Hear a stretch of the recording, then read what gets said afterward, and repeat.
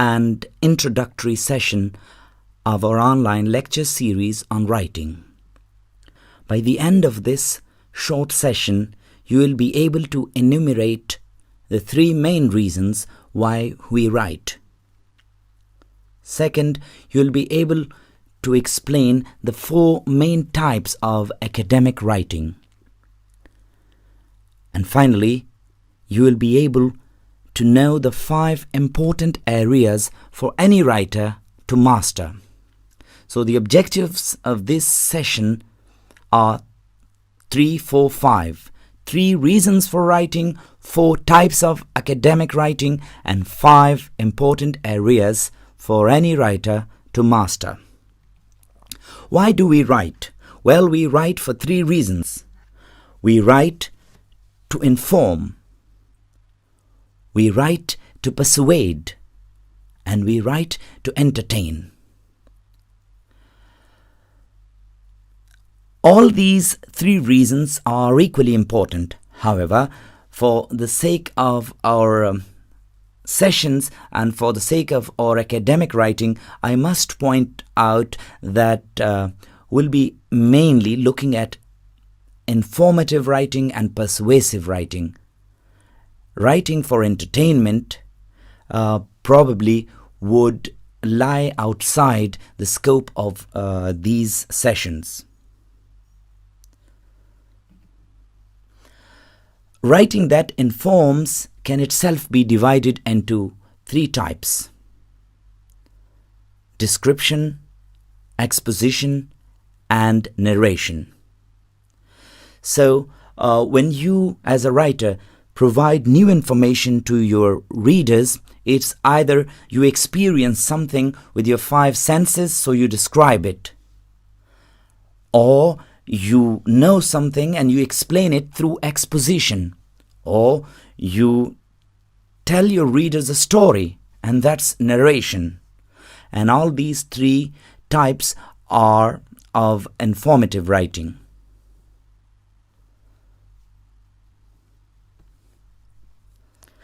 What are the 4 main types of writing? Well, as I said, there are 3 reasons why people write, and based on those reasons, we have different types of writing. And obviously, the type of writing that is done for entertainment, such as fiction, diary writing, and so forth, would lie outside the scope of our series or sessions. So we will mainly focus on 4 types of writing that actually derive from informative writing, which has 3 types, and persuasive writing, which has one main type called argumentative writing. So we have description or descriptive writing, and as I said, it's about experience, something that we experience through our visual, auditory, tactile, olfactory, or gustatory sensations. So we see something, we hear something, we touch something, we smell something, or we taste something, and we put that experience into words. That's description. Descriptive writing follows a spatial order. So it could be from left to right, from right to left, from near to far, and so forth. Examples of descriptive writing would include profiles, for instance, describing a person, or scenes.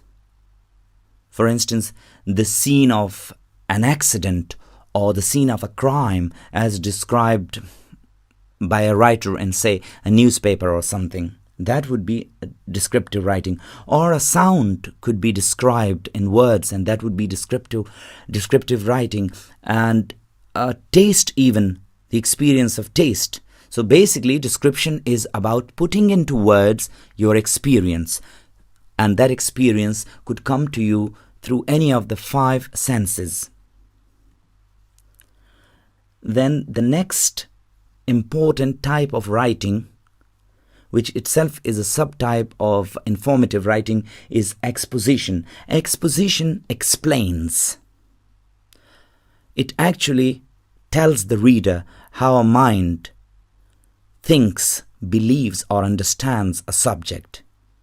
So an exposition or an expository writing, a writer tries to explain something, and it follows a logical order.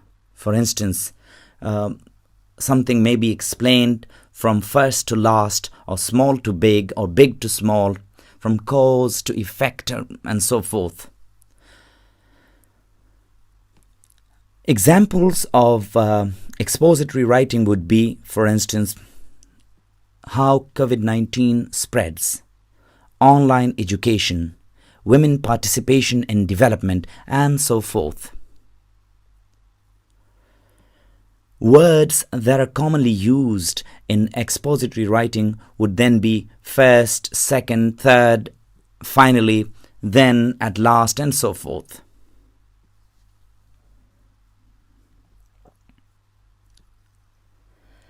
Narration. Narration is basically storytelling. It's an account of a series of related events. So something happens and you recount that story in your words. That's called narration. Obviously, events happen in a temporal order. Something happens and then that's followed by something, and that's followed by something else. So it follows a chronological order. An example of a narrative writing or narration would be any story. And usually words would be, at first this happened, then that happened, soon this happened, and afterwards that happened.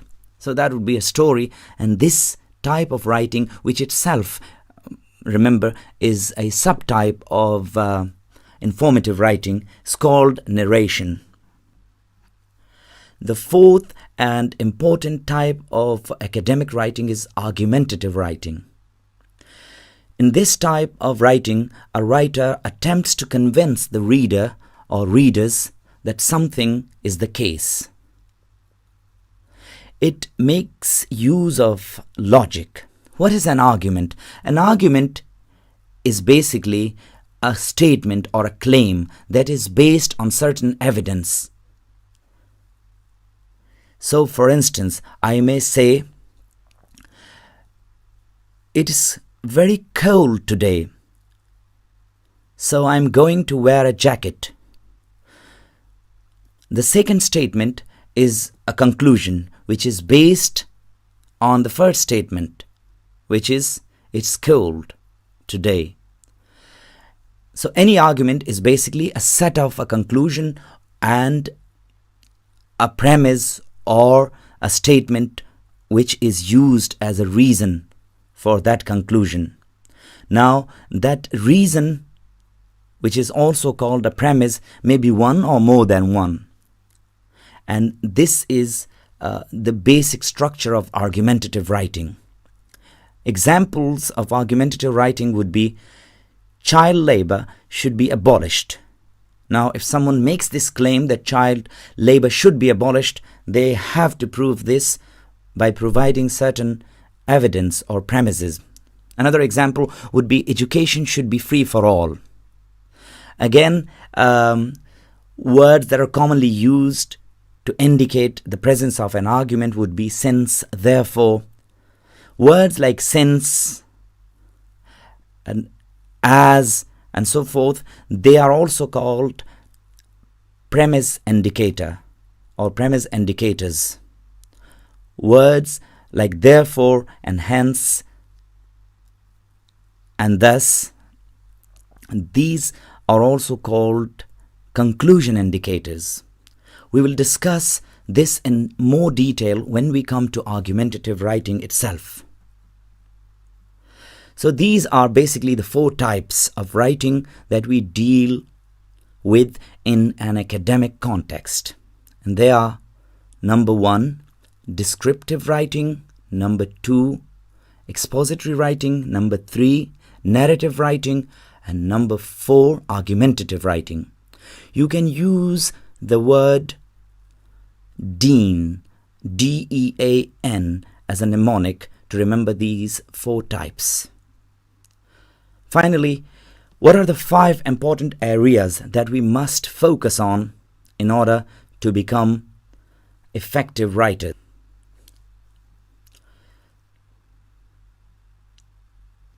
So there are 5 areas actually, and these areas are as follows. First is grammar. Knowledge of basic grammar is essential for any writer. Grammar tells you how language works, and if you are a native speaker, you learn grammar automatically without any conscious effort when you speak. But even as a native speaker, you need to know grammar to write well. And this is obviously far more important for non-native speakers.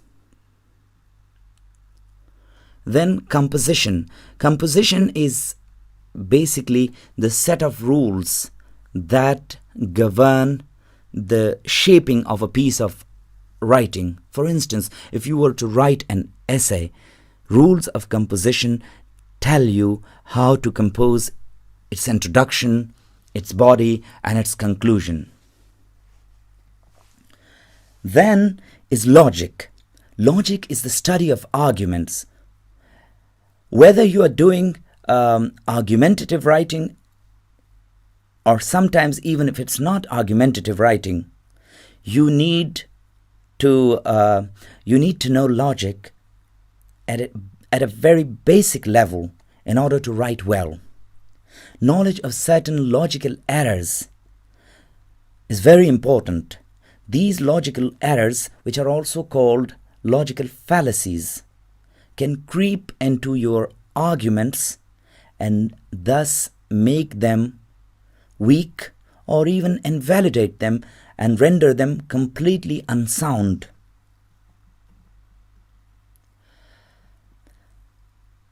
The 4th important area is rhetoric. What is rhetoric? Rhetoric is the use of language for special effects, using certain words instead of others to create a certain effects. For instance, when King Richard feels that he is deceived by his close friends, he wants to say that these are friends whom I helped, and they now cheat me or deceive me. But instead of saying that, he says, snakes in my heart, blood warm that sting my heart. Now that is a rhetorical use of language. Here, a rhetorical device called metaphor is used. And thus, through the use of this rhetorical device, the language produced is more emphatic. A knowledge of rhetoric thus is very important for any writer. The last thing that we as writers must focus on is style. What is style? Style is basically the personality of any writing. It tells you what aspects of writing are unique in a certain piece of writing. So a writing may be, let's say, terse or loose, strong or weak, and all this comes from writing. Writers create a persona through their writing, and that's because their writing has its unique style. That brings us to the close of this introductory session. I hope you found it useful.